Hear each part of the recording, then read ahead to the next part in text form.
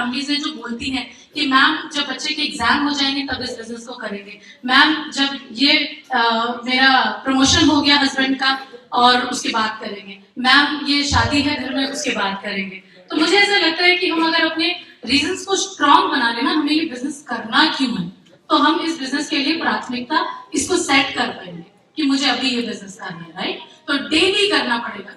तो मैंने भी ये डिसीजन लिया और मैंने और भूपेश ने कि हम इसको बोर्डिंग डालते हैं। और छोटा सा था वो, तब आप देख रहे हैं ये मीटिंग में सो जाता था तो बड़ी दिक्कत होती थी, है ना, क्योंकि तब ऐसे शांत नहीं बैठता था ना। And today he is sitting right in front of me, आज वो मेरे सामने आज आया भी है। तो जो बड़ा सबसे पहले मैंने सैक्रिफाइस किया कि मैंने इसको बोर्डिंग में डाला। अच्छा आसान हुआ होगा क्या?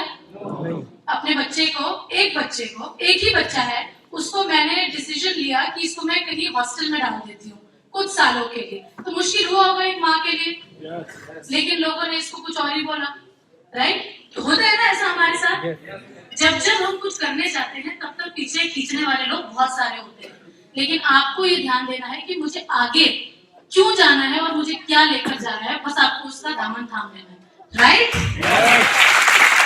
बहुत सारे चैलेंजेस आए थे और ये हम लोग उससे मिलने के लिए गए थे, तब का फोटो है। तो नैनीताल में बोर्डिंग में हमने उसका एडमिशन कराया था। It was very difficult, very very difficult, लेकिन मैंने उस बच्चे के लिए ये डिसीजन लिया था। लेकिन सब बोलते थे कि तुम अपनी फ्रीडम के लिए कर रहे हो। होता है क्या ऐसा?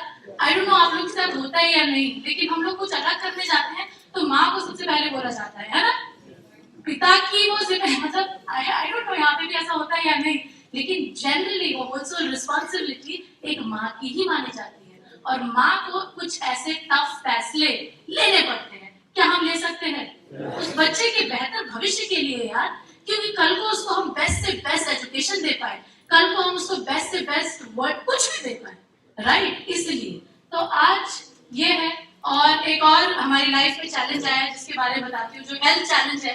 हम इस बिजनेस को कर ही रहे थे और लॉकडाउन था और कोविड का दौर था, कोविड हमारे घर में भी आया, राइट। तो हमारे घर के दरवाजे कैसे छोड़ सकता था, तो अपन थे नेटवर्कर और हमारे घर में भी मेरे हस्बैंड को हुआ कोविड, मेरे हस्बैंड और मुझे दोनों को हो गया कोविड। ये हेल्थ चैलेंज के बारे में मैं इसलिए बताती हूँ क्योंकि इस बिजनेस में जो मेरा माइंडसेट एकदम स्ट्रांग हुआ और विजन बना, वो ये हेल्थ चैलेंज के समय पे बना था। ये हेल्थ चैलेंज था जब भूपेश को कोविड हुआ था और हम लोग हल्द्वानी में रहते हैं, तो वर्क फ्रॉम होम चल रहा था, तो हम हल्द्वानी में थे।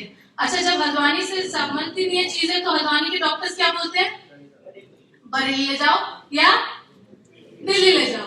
तो अपन को भी यही बोला गया कि आप दिल्ली लेके जाओ। क्या बोला गया कि दिल्ली लेके जाओ। अब हालत थी बहुत खराब थी कि एम्बुलेंस का भी अनुभव सबसे पहले हुआ जीवन में, और एम्बुलेंस में हम भूपेश को लेकर आ रहे थे और मैं आपको बता नहीं सकती, अभी शायद मैं वो महसूस जो तब हुआ था ना वो भी मैं बयान नहीं कर पाऊंगी, लेकिन बस इतना बोल पाऊंगी वो जीवन का सबसे कठिन समय था। और उस समय सिर्फ ये लग रहा था कि जब मैं वो ऑक्सीजन चेक करती हुई एम्बुलेंस में आ रही थी और वो गिरती जा रही थी 65-70 वो गिरती जा रही थी, तो मैं उसको बोलती थी ऑक्सीजन बढ़ा, सिलेंडर होता है ना एम्बुलेंस में, तो मैं कहती ऑक्सीजन बढ़ाओ। मतलब बस ये लग रहा था कि किसी तरह ये दिल्ली पहुंच जाए और इनको ट्रीटमेंट मिल जाए। तो ये बिजनेस और ये सारी चीजें बताने का तात्पर्य ये है कि अगर दिल्ली में किसी हॉस्पिटल में जगह मिली तो मैं यहाँ पर थैंक यू कहना चाहूंगी हमारी टीम में, जो एक हॉस्पिटल में मार्केटिंग हेड थे मिस्टर राजेंद्र भट्ट जी।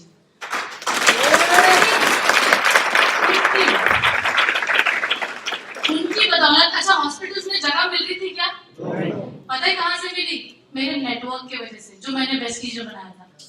मेरे नेटवर्क की वजह से जो हमने वेस्टीज में बनाया था। तो वेस्टीज में सिर्फ पैसा नहीं कमाते, वेस्टीज में क्या कमाते और लोग क्या कमाते हैं? लोग कमाते हैं जो आपके साथ, आप उन्हें ना तो सैलरी देते ना कुछ देते हैं, लेकिन आपके साथ जीवन भर तक खड़े रहने का वादा करते हैं और